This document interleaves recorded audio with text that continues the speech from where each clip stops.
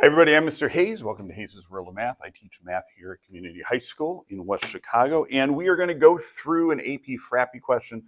We are in the process of doing this in class, so I thought I would go ahead and post it. This is from 2011, Test B, and it's number 5. We're talking about confidence intervals for proportions.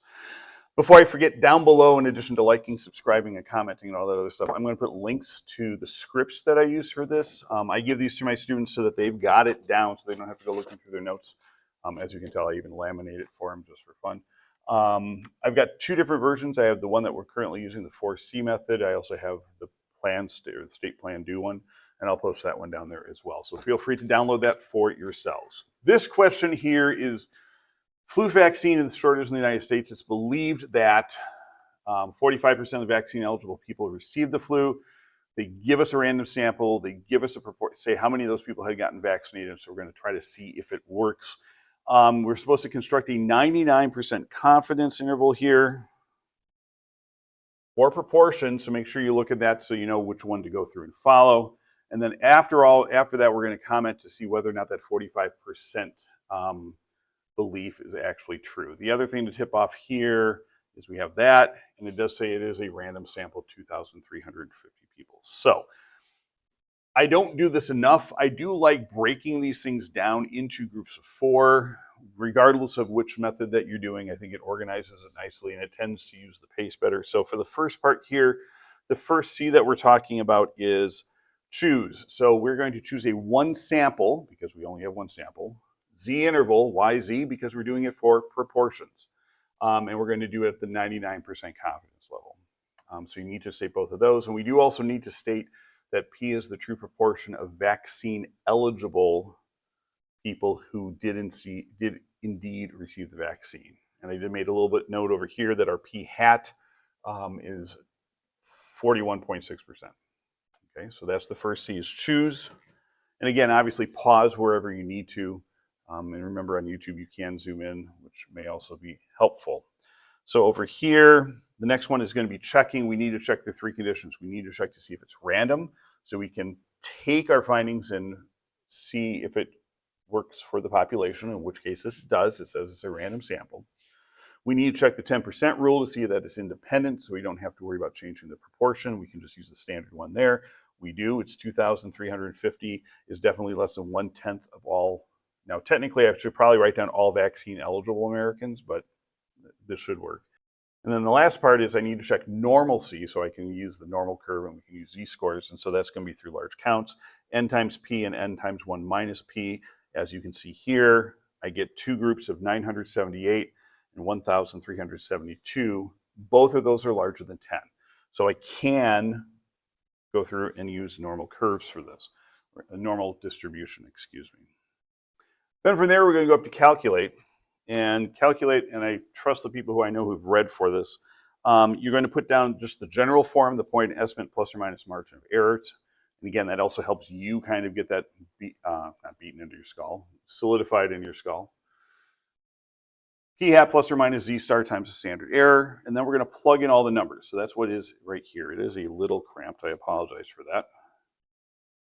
So we have all the math here. You don't have to show your any more work than that. So we did all of this section over here. We did all of this stuff here to get the 0.026. If you got an extremely small number and you start seeing scientific notation, one thing I would remind you is make sure you take the square root, because that's often a part there, and then also make sure that you multiply by the 2.576. Oftentimes I will go through and do the 2.576 square root of whatever that setup is and just do it all at one time so I don't forget that. My students will tell you sometimes I forget to multiply by C star.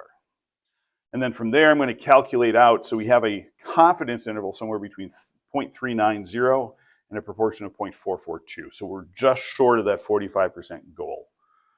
And then from there, we're going to go down in here. And this will be the conclude part. And then we're going to also add into that last little section that they asked us for. So we are 99% confident that the interval from 0.390 to 0.442 captures the true proportion of vaccine-eligible people who have received the vaccine. And then we do also need to address this. So I believe this would be 2 points. This would be your third on this. As such, the 45% goal was most likely not met. You were saying that, or you could say something like we're short of what the belief system is, something like that. Now for the second part, similar sort of thing, they're talking about doing it up in Canada.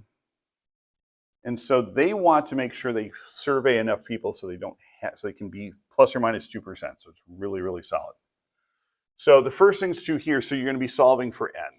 And it's basic algebra. It's a little complicated since your n is down here in the denominator. But you start off with the margin of error formula. And we're going to plug in the parts that we know. We know we want 0.02 as our standard deviation. We want the rest of it to be less than that. Let's get rid of this. So I have 0.02 is less than or equal to 2.576 square root 50/50. Why am I doing the 50/50? Because we want to guarantee this, so we're going to use the most conservative percentages possible. 0.5 times 0.5 is going to give you the largest number up here in the numerator. Just like the area of a square is the most effective use of a perimeter. So when you go through and you solve this stuff you don't necessarily need to go through and solve, but I'm going to divide through by the z-score, square both sides, that's up over here. So we squared both sides, and then I need to solve for n. When you solve for n, basically I can just swap these two parts here. So n comes up in the top, I get the percentage divided by all of that other squared part there, and what you end up with is an answer like this. So we end up with n has to be greater than 4,147.36 people. So because of that, we need to make sure we go larger than that, because otherwise we won't. We have a chance of having a margin of error of bigger than 2%.